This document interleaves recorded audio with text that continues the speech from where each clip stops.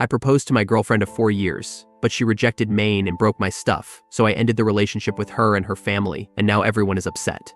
I'll start by saying I love my girlfriend a lot, but she is definitely high maintenance. We've been talking about getting married for a couple of years now, but I wanted to wait until I knew a wedding was something we could afford. I finally got a promotion and she found stable employment, so I went out and bought a ring. We went on a vacation last week. The whole trip was very romantic, and I proposed to her on the beach, which I thought she would have wanted. Turns out she expected it all along because the trip was so romantic and she said no. She wants me to try again but wants it to be a surprise this time. She also wants a photographer to be there to capture the moment. It was pretty fucking embarrassing when a few people came up to us to congratulate us, and she was explaining why she said no.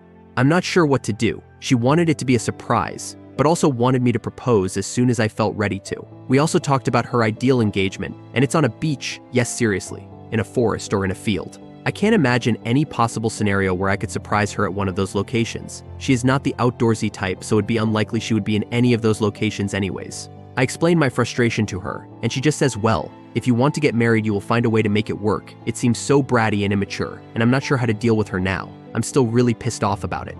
What should I do about this? Am I wrong to be pissed off? TLDR. Proposed to girlfriend, but she said no, because it wasn't a surprise and there wasn't a photographer there to capture the moment. Only wants to get engaged if the proposal fits a very specific image she has. Update. I decided to try and talk about it with her one last time before throwing in the towel. I wasn't really expecting much, but I just wanted to see if she'd see my side. She lives with me, so I wanted to end things on a good note. She didn't understand at all. She was still saying I needed to work for it, and she wasn't taking me seriously, so I broke up with her. Then she told me she accepts my proposal, and we're just going through a rough patch, but we will work it out. She was really trying to get me to change my mind, and was promising me she would be better to me. She completely ignored me every time I told her we're breaking up, and was always yelling over me about how we were going to work things out now that we're engaged, and eventually I just got tired and went to sleep, thinking it was perfectly clear that it was over. I woke up Saturday to a whole bunch of messages. She found the ring and took a pic with it on announcing our engagement and tagged me in it on Facebook. We got into another huge fight, and eventually I just called her parents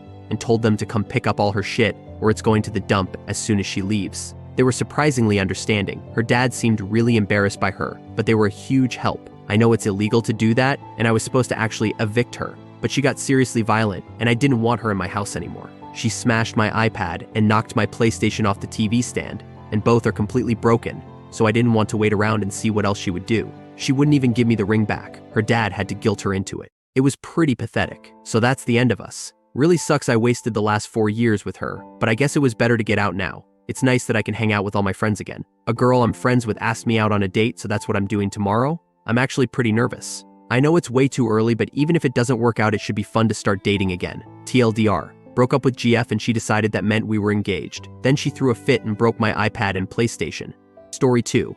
Entitled Mother Tries to Hijack My Sister's Wedding, but Karma had other plans. 2 days ago, my sister's wedding took place, and it was nothing short of a roller coaster. Her bride, whom we'll call Samantha for privacy, is a wonderful woman. For context, Samantha's entire family is Mormon, which is crucial to understanding the story. Just days before the wedding, a relative of Samantha's passed away. While I'm unsure of their exact relationship, Samantha appeared unaffected by the loss leading up to the big day. The real chaos began when Samantha's parents, staunchly opposed to gay marriage due to their religious beliefs, decided to use the funeral as a weapon to sabotage the wedding. They scheduled the funeral on the same day, creating a scramble to figure out who from their side would even show up. We managed to confirm that Samantha's sister would be there, and we hoped for a smooth event. But then, about an hour before we were supposed to walk my sister down the aisle, Samantha's sister received an unexpected call from their mother. This call came after we had already been forced to cut one table from the guest list because another relative backed out at the last minute, citing a so-called great flood that never happened.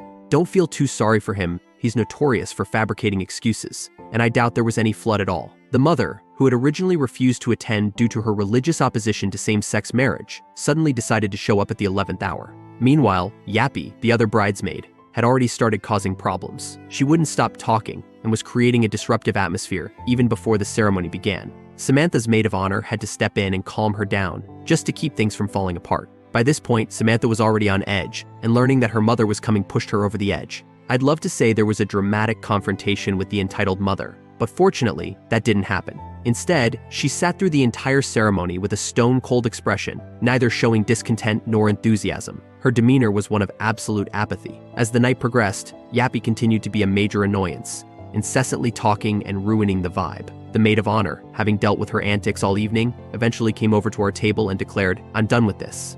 The person originally slated to walk my sister down the aisle was absent due to the funeral and what might have been a forced religious obligation. In the end, Samantha's sister stepped up to walk my sister down the aisle and share the first dance. The ultimate twist? We later discovered that the only reason the mother showed up was to avoid losing contact with her grandchildren, Samantha's nieces, who were also the flower girls, and were walking the dogs down the aisle. Because what's a lesbian wedding without dogs? Samantha would call them her kids. The nieces are too nice to cut off their grandmother, and I don't think they'll actually do it. But then again, right now it seems they care more about Samantha than about their own grandmother, so it could go either way. TL Doctor, the wedding was disrupted by the bride's parents trying to sabotage it and a troublesome bridesmaid, but the ceremony went on with the bride's sister stepping in for key roles.